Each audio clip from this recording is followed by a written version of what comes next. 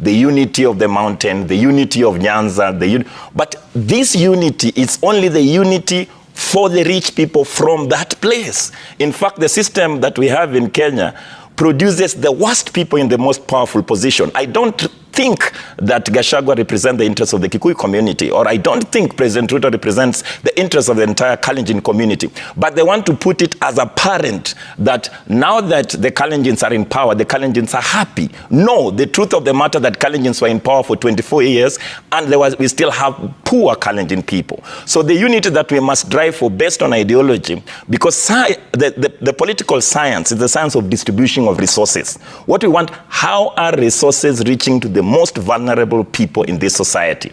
That resource can only reach through what we call, in our own thinking, a different political ideology that actually battles the neocolonial system that we have in Kenya, because President Ruto himself and the previous political leaders in our country do not make decisions of this country. In fact, what we need to fight for this country as the young people is a national sovereignty to complete our independence, because we cannot have our former colonizers, the Western ruling class, deciding on behalf of how our country is being governed. It actually annoys me that in less than 5 years, we have surrendered almost 60% of our sovereignty to the Western Empire. Since 2022, we have the United States, for example, building an air base in our country in Wajir. We have the Batuk that still exists in Nanyuki. So how is it possible that we're a sovereign country? So what should you be uniting the young people is that the Kenyan must unite to make the decision for the Kenyan people on their own behalf. If we say that, then we will bring out what President Ruto last time called the hustlers versus dynasty, to bring the real hustler, because the real hustlers are the poor people. But now we are seeing that only lip service. The UDA wants to talk and put a lie on top of a lie, but they do not want to do anything for the benefit of the Kenyan majority. So Kenyans, I'm sure you've seen these members of parliament who are going around with Gachagua saying mtu wetu anapigwa, saidieni mkikuyu wetu, wakikuyu watasimama nyuma ya Gachagua. Some of those MPs are of very questionable characters. Like now, this guy called Gakuya. Gakuya, hata kesi yake iko this week. The hearing is this week in the courts. This guy allocated 40 million Kenya shillings to roads that already exist. Achukua 40 million pesa ya CDF aka-allocate kwa barabara yenye tayari iko na lami, akatenga, alafu akaiba hiyo 40 million. And then these are the people now who have found a place to hide, to move around with Gachagua and say that mkikuyu wetu anaonewa. Wakikuyu musidanganyike, don't be lied. Gachagua is not fighting because he's fighting for development of the mountain. He's not fighting because he wants to help agriculture and farming ya watu wa Mount Kenya. He's not fighting kwa sababu anataka kuleta mabarabara Mount Kenya. He's not fighting kwa sababu anataka kuleta stima Mount Kenya ama better economic policies. Huyu mtu amekuwa na Ruto akiiba, wamekuwa akiiba pamoja. In fact, wakati aliingia kwa serikali, the first thing alifanya ni his case ya 7 billion Kenya shillings yenye walikuwa ameiba pesa from counties, alifanya ikakuwa withdrawn from court. The next thing he did ni alirudishiwa pesa yake ile ilikuwa imefriziwa na koti. Sasa wameanza mchezo mwingine, and I suspect that Gachagua is working with Ruto. They look like they are fighting, but they are not fighting. These people are together. Ni vile Ruto amegundua kwamba hata danganya Wakikuyu tena, but he needs their votes. So what does he do? Anatuma Gachagua na mwambia we enda ujifanye na kupiga. Mimi nitaambia wabunge wangu wajifanye pia wanataka kukuimpeach, ili watu wakuonee huruma, wakuonee sympathy. Wakisha kuonea sympathy wakusupport. Wakikusupport uwa consolidate. Ukiwa consolidate uniuzie hao watu 2027, tuendelee na hii kazi, tuseme tumesameheana. My friends, we are not stupid. Kenyans, hiyo ukora na uongo ya siasa yenye mlikuwa mnatudanganya nayo imeisha. Right now we are focusing on corruption. Jana mbunge Anthony Kibagendi, who sits in the health committee, amesema tunaibiwa 104 billion Kenya shillings. 104 billion ati wanatundia computer system. Can you imagine? A computer software, even the most sophisticated military hardware and intelligence hardware has never costed 104 billion. Hadi Pegasus yenye walinunua yenye wanatumianga kuhack masimu zetu, it did not cost 104 billion.